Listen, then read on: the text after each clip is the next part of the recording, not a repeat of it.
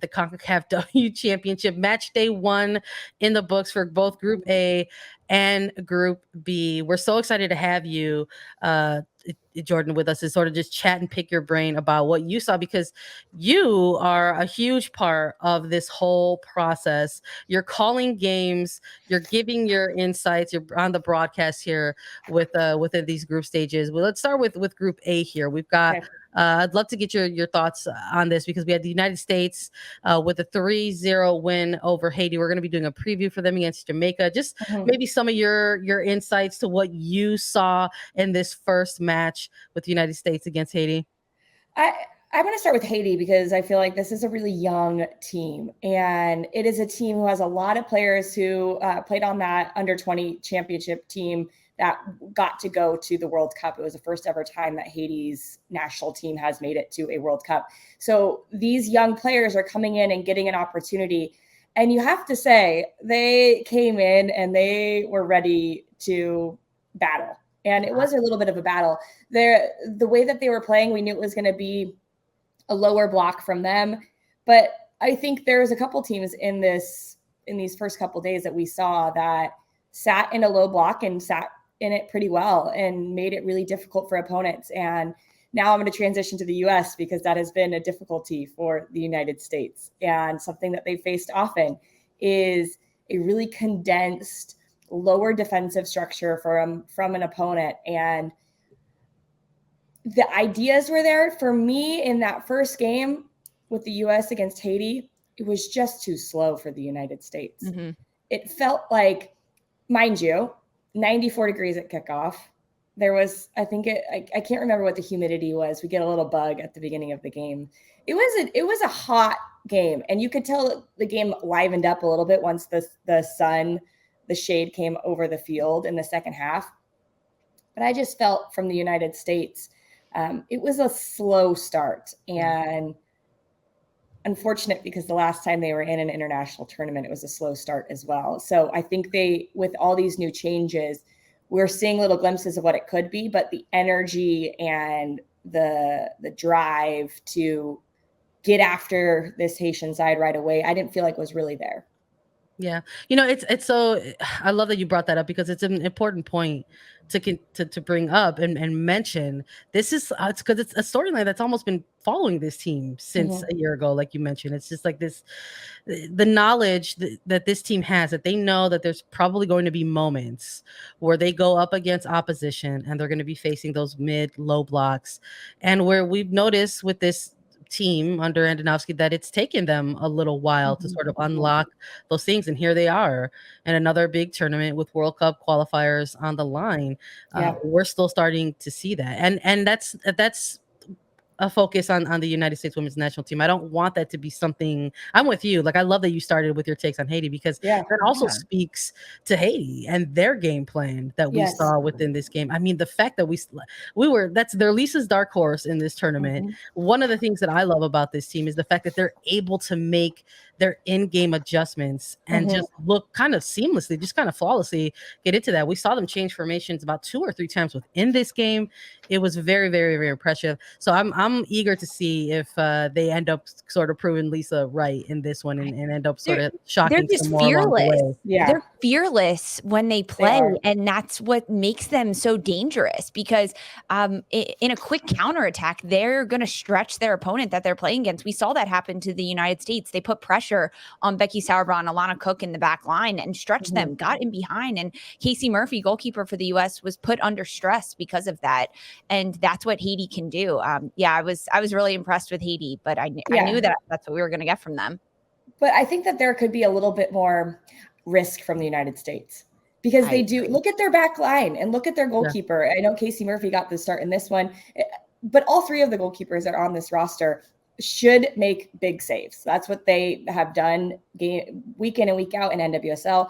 So I think that they could be a little risky in moments with the pace of play, with some of their offensive movements where they're crossing lines, maybe bringing the wingers into that internal channel, using the outside backs to get a little bit higher. But I think we were most impressed. I love Dumane for Haiti and what she can do in transition. This is a young 18-year-old who has really lit up with that U20 team, and now is playing in France abroad. And Haiti is going to get goals. I think they will. I think that they're going to have opportunities against Mexico, against Jamaica in their next couple of games to utilize some of those transition moments that they showed that they were very dangerous in, and get a couple goals in this tournament. I mean, they could have had 2 against the US. I know. Like, oh my gosh, can you guys believe the PK? Oh. What are the odds? I want to know statistically the odds of hitting it off the post like that and it coming straight back to the. Oh my goodness! Move. I know. I was like, wait a second. It was so fun. You could even see the body language.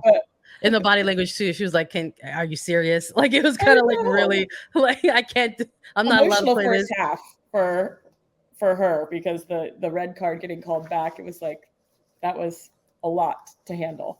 100%. We got to get your insights on the following games as well here, because you're joining us for our first half of this episode. So I want to make sure everybody gets to hear your insights on each of these games that you've been a part of. And I'm very eager to hear your thoughts on this. Jamaica 1-0 over Mexico to close out Group A's match 1. So you've got United States and Jamaica now sitting 1-2 in Group A. Bunny Shaw connecting on goal for the Reggae Girls. Mexico missed opportunities throughout this match. Talk to me a little bit about Jamaica versus Mexico. I loved this game. Yeah. I thought it was so much fun. And we've seen, I really felt like you see both these nations and the progress that they've had over the last couple of years. And Mexico was really strong for a number of years in CONCACAF and had fallen off. And I do feel like Liga MX Femenil and what is happening there, and all these players playing consistently in a really good environment, you are seeing a lot of these players. I mean, then they have Herrera, who's playing abroad in France, I believe. So they have a lot of players who are really continuing to get better and make their impact. I thought Ordonez playing in NWSL, I thought she was really good and active for Mexico, but disappointing for them because it did feel like they were in really good spots. And, you could see after the game, Stephanie Mayor and her reaction to the loss. And, for her, I'm not quite sure if she'll get another chance after this qualifying round. So she really wants to make an impact here, and you could see the weight of that on her. But Jamaica is the same thing. They've grown because of their experience at the World Cup and what they've done afterwards, and players getting to go play abroad, and players getting in more competitive environments. And Bunny Shaw really came on the scene in that 2018. People knew about her from college, but then to do it on an international level is a whole new thing. I liked this Jamaica side and what they could do. They've added in a lot of players that actually are from England, and Drew Spence, who was like so gritty and tough centrally, that I really liked what she did. And then defensively, Spencer, the goalkeeper, adds just some presence and made a really big save. I think will be one of the best saves of the tournament when it comes down to it. But that's the deal with these tournaments. If you get one chance, you got to capitalize. And when you have a player like Bunny Shaw, she's going to make the difference. I think the biggest thing in this match between Mexico and Jamaica was Jamaica capitalized on every chance that they got, right? The opening goal coming from Bunny Shaw early in this game really helped Jamaica and shift that momentum and give them that confidence boost throughout the rest of the 90 minutes. Eighth minute or so came this early goal from Bunny Shaw. 8th minute. So like looking at all my notes. Yeah, I love it, Jordan. Yeah, I've got my notebook. You've got your notes. We're all set here. And you mentioned Diana Ordonez for Mexico. Like, she is one that had a great opportunity that should have been a goal for Mexico. So as much as Jamaica capitalized on their chances and opportunities they were given, Mexico did not. They had the chances, right? They had opportunities. They had good shots. And yes, Jamaica had great saves. And as you mentioned, potentially save of this tournament, incredible job. But I just keep thinking back to that Diana Ordonez cross that came in, and she went to head the ball, and it honestly looks like it missed her head, hit her shoulder.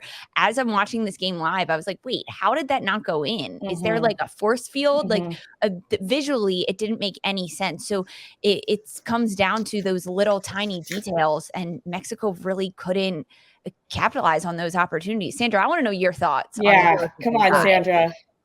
Listen, I'm listening to you both talk. I'm like, listening. I'm like, here's my homies going off saying all the correct things. But look, we should all be surprised here that they just didn't end in like a 2-3, 3-4 scoreline. I mean, is it something about these match day one games where maybe there's this combination of, yes, you have all this prep depending on the type of team you are going into this tournament.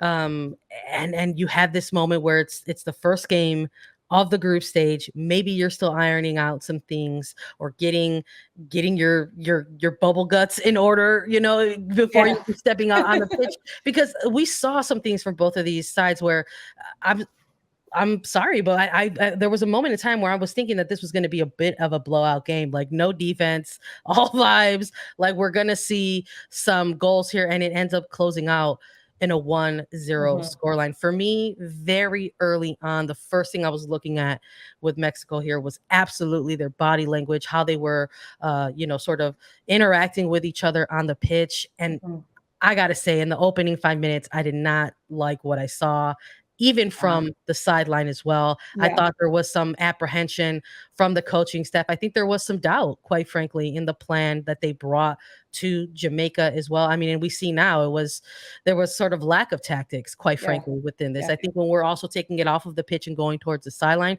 and looking at Donaldson versus Vergara, Donaldson absolutely came correct with the game plan for Jamaica. We saw Mexico's midfield not make an impact in this game. We saw somebody like Maria Sanchez getting marked endlessly, relentlessly during this game. We're talking double, multi-teamed, which was the correct thing to do, right? Like eliminate Mexico's midfield and then mark up on arguably their best player in Maria Sanchez, right? Smart, 100%. So I like just watching this unfold and then sort of seeing the lack of adjustment, quite frankly, from Vergara and the coaching staff. It just didn't resonate well with me. And as someone who's been following this team for a long time, someone who has been growing up Mexican American in this country and rooting for Mexico on both sides of the ball, just seeing it, I'm just like, geez, it's not there for me. And we ended up seeing it, although the team, it sort of felt like they played themselves into the game at moments during stretches, not enough there to actually steal the momentum and say, we're taking control of this game. And when you have a good game plan, when you've got a good goalkeeper, when you've got a good striker, turns out that's enough to maybe get you through the game. And Bunny Shaw connected on the very good opportunity that came for Reggae Girls, and it was all they needed for that night. And they are sitting pretty in the group right now to where you want to be, 1 or 2. Can I just add one more thing before we go to the next game? I liked Ovalle coming in. I thought she was really effective. I can't remember who she came in for, but changed a little bit of the game for Mexico. And I have to say, Lauren Donaldson, you guys, coached me when I was 9 and 10 years old in Colorado. And it is so cool seeing him on the sideline. He's been with this Jamaican squad on and off, but he cares so much for his players. And he's coached a lot of, he coached Janine Becky, Mallory Pugh players with Real Colorado, Sophia Smith. But seeing him on the sideline managing an entire group, it just like makes me proud of him because he deserves that. He's been such an influential coach for so many years, not only youth-wise, but professional-wise on the men's side in the Colorado Foxes. And now he gets to do it for the Jamaican national team. It's so cool. It's so cool. Thanks for sharing that. I love hearing that. Love to see it. Love to see it. Shout out to Donaldson doing good work with the Reggae Girls.